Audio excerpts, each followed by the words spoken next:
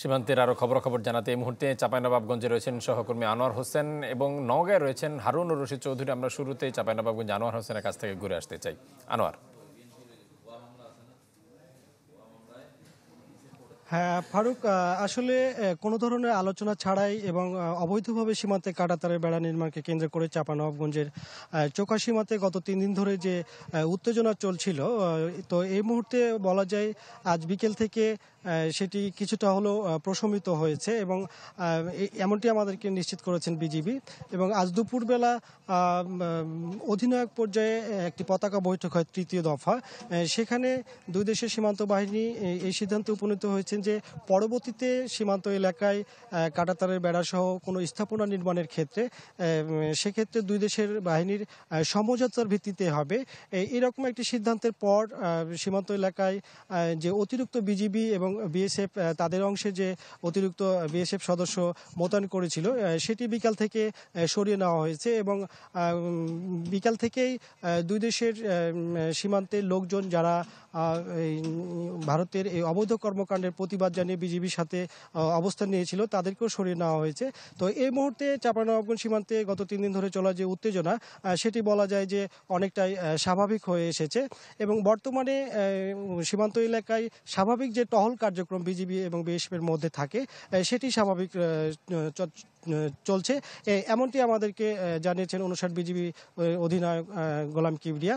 এবং এটি নিয়ে আজকে সেক্টর কমান্ডার পর্যায়ে হাতিপুরে একটি মিটিং রয়েছে, সেখানেও এই বিষয় নিয়ে হয়তো একটি সিদ্ধান্ত হবে। সেই সিদ্ধান্তে এখনও আমরা পাইনি, পরবর্তীতে হয়তো এই সিদ্ধান্ত আপনাদেরকে আমরা জানাতে পারবো। ফারুক। আনোয়ার, আপনাকে অসংখ্য ধন্যবাদ। দর্শক, আমরা এই মুহূর্তে নওগাঁ সীমান্তের খবরাখবর জানবো সহকর্মী হারুন রশিদ চৌধুরীর কাছ থেকে। হারুন।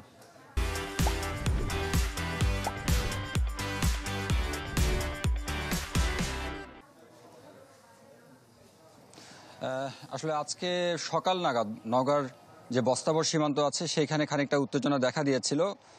যারা বিজিবি সদস্য আছেন তারা যেটি বলেছেন যে আজকে সকাল নাগাদ বিএসএফ সদস্যরা তারা আসলে কাঁটাতারের বেড়া নির্মাণের জন্য যে ভারী যন্ত্রাংশ সেগুলো নিয়ে তারা সীমান্তে অবস্থান করছিল এবং তারা যেটি করেছিল যে আন্তর্জাতিক যে আইন আসলে সীমান্তের যে মূল যে কাঁটাতার অর্থাৎ মূল যেই পিলারটি আছে সেইখান থেকে আসলে 150 গজের মধ্যে কোনো ধরনের ভারী স্থাপনা কিংবা কাঁটাতারের যে বেড়া সেটা আসলে নির্মাণ করা যাবে না, সেই আইনকে লঙ্ঘন করে বিএসএফ সদস্যরা তারা কাঁটাতারের বেড়া নির্মাণের চেষ্টা চালাচ্ছিল। সেই খবর জানতে পেরে যারা বিজিবি সদস্য ছিলেন তারা আসলে বাধা প্রদান করে এবং তারপরে কিন্তু তারা চলে যান। এরপরে যারা বিজিবির ঊর্ধ্বতন কর্মকর্তা আছেন তারা সীমান্ত এলাকায় গিয়েছিলেন এবং তারা যাবার পরে কোম্পানি কমান্ডার পর্যায়ে আসলে একটি বৈঠক হবার কথা রয়েছিল, যেটি এখন পর্যন্ত আসলে অনুষ্ঠিত হয়নি। তবে বিজিবি সদস্যরা জানাচ্ছেন যে এখন পর্যন্ত সকালের দিকে যে উত্তেজনাটা তৈরি হয়েছিল সেটি আসলে এখনো নেই।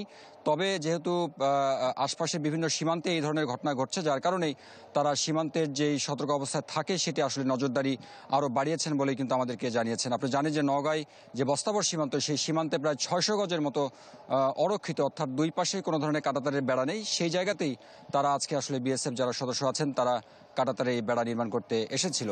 তবে যদি এই কোম্পানি কমান্ডার পর্যায়ে যে বৈঠক হবার কথা রয়েছে সেইখানে যদি কোনো সুরাহা না হয় তাহলে বিজিবি সদস্যরা ঊর্ধ্বতন পর্যায়ে যারা কর্মকর্তা আছেন সেই পর্যায়ে আসলে বৈঠক হবার একটি কথা কিন্তু জানিয়েছেন। মোটামুটি এরকমটা ছিল। সীমান্তের দিকে আসলে আমরা নজর রাখছি, পরবর্তীতে যে কোনো খবর নিশ্চয়ই আমরা জানিয়ে দেব। হারুন, আপনাকে অসংখ্য ধন্যবাদ।